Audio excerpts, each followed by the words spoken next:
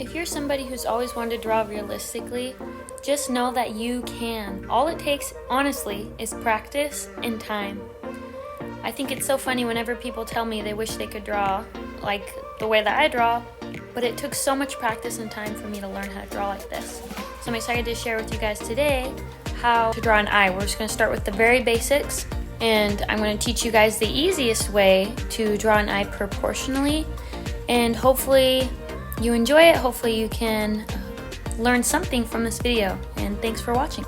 So I'm just starting off here with making a grid. So gridding is the easiest system to use when drawing things.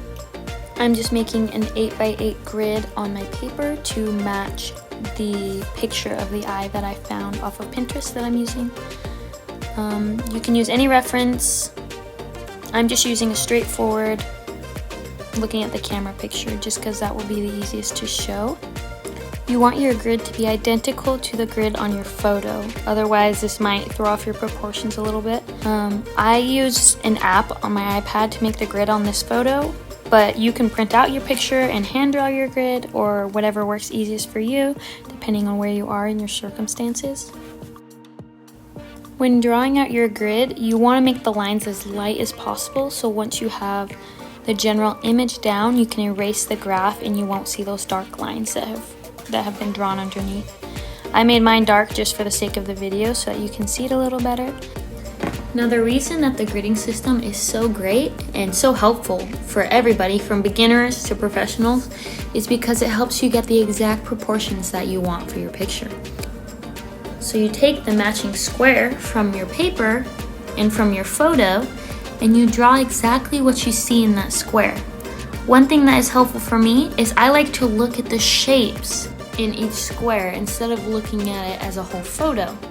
So if you only focus on the square that you're drawing in, you just want to make sure that the lines you're drawing are in the same spot in the square as the lines on the photo. I've seen people use the gridding system many different ways. Some people like to focus square per square and completely finish what they see in each square before they move on to the next square.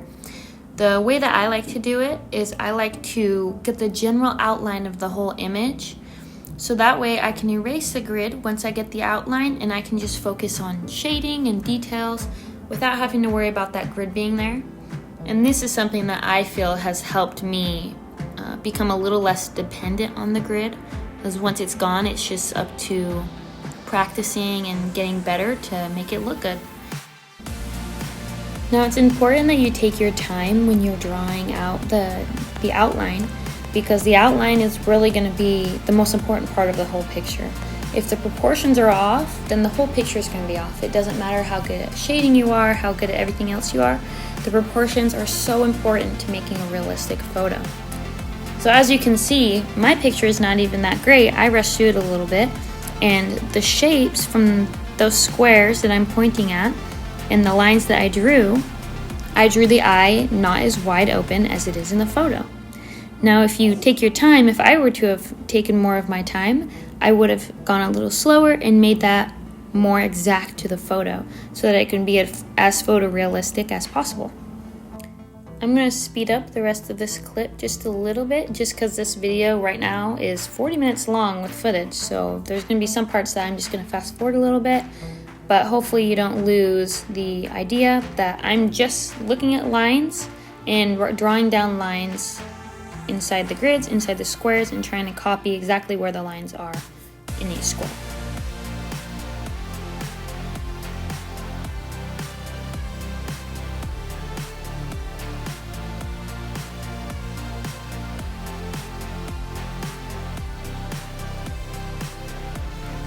One thing that is also helpful when drawing this iris part in the center of the eye, if you'd like, you can use something that is a circular shape and just trace in the circle inside there if you're not very good at freehanding that circle.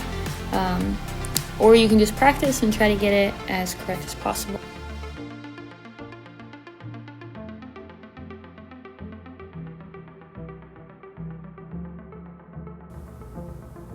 So this video is really just to show you the general idea of how to get those proportions correct. I am going to shade a little bit in this video, but not very great. It's just going to be quick. It's just going to get the idea down. If you'd like me to make another video showing you how I do shading and how to make your shading smooth and dark, I can do another video tutorial for that and take a little more time on that just to show you how I get my dark tones and how I make my shading smooth. This drawing is not going to be a perfect example of that, but just based off of my drawings that I showed in the beginning, I would love to do a tutorial to show you guys a little better how to do that. And as you can see in the video, I have erased the grid now that I have all the general lines down, and I'm just going to start shading and start kind of copying, looking at how dark different parts of the image are and just slowly darkening them. You're going to kind of want to just layer on the shading and make it darker as you go, and not just with one try pushing down the pencil as hard as you can to make it dark. You're going to want to kind of build it up, because if you just push it down and try to make a line as dark as you can, that's going to be really hard to get smooth shading from that. It's just going to look like a hard line, and it's going to be hard to make it look realistic if that's what you're going for. And like I said before, this video is for the complete beginner. So the materials that I'm using are just whatever you can find in your house if you don't have art materials. In this video, I use toilet paper to shade, which you'll see in a little while. I'm just using a normal pencil. I'm just using a normal eraser. There's nothing special about what I'm using. Just grab whatever you have, and the paper I'm using is in a sketchbook, but it's basically just printer paper. It feels like that texture. So just get whatever you can. Practicing is what's important. Right now the materials don't really matter, although those do help making it look more realistic and things like that, but that's something to worry about later.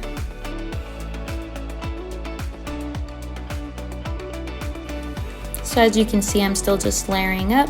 I'm slowly making the different parts of the picture darker and drawing in little details just to get them down so that I can see the whole image kind of come together.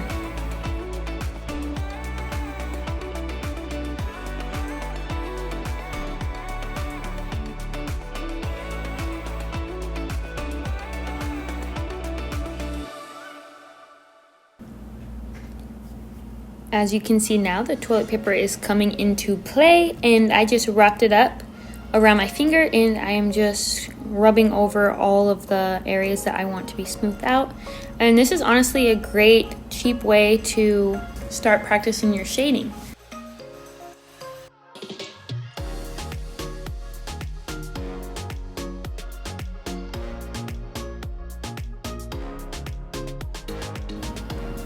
So I'm now just trying to get down the right shading, and where there's highlights and where there's dark parts, I'm just erasing and drawing in darker just to try to get the tones right.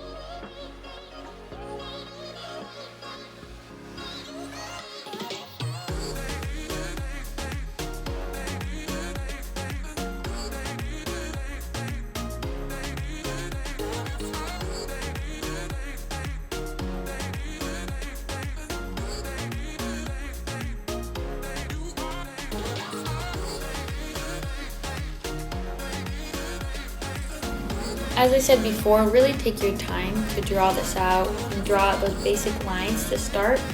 So proportions are one of the most important parts of starting to draw realistically, and that will be one of the biggest things in helping you progress and helping you get better.